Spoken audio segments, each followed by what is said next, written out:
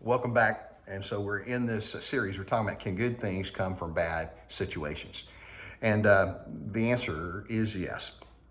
Sometimes life circumstances shatter bad beliefs. I've got a friend that I turn to for counsel when life sometimes gets tough, or I just want to, seek an outside third party objective perspective. One time I was talking to him about a challenge that I was going through, and I droned on and on about the challenges that I was going through. And finally he paused and he said, "Hey, Randy, do you really want to know what I think?" And I said, "Oh, well, of course I do. That's why I asked to get together with you." And he said, "I've listened to you for quite some time, and honestly, I think what you're experiencing is a first world challenge."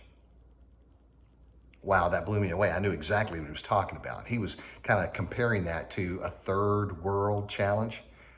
He wasn't talking about geopolitical. He was talking about the fact that first world is pretty entitled. I've been to third world countries. I've seen what it's like for people to live in shanties and cardboard communities. I've seen kids running around in the streets without clothes or shoes. I've seen whole communities without water or a way for waste removal. So I know what third world conditions are like. And what he was trying to remind me of is life is pretty good in your lane.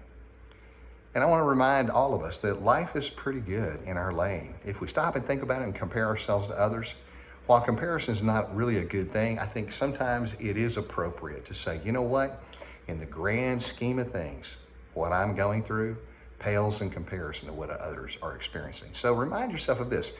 When challenging times come along, let's put it in perspective and realize that maybe it's not as bad as we make it out to be.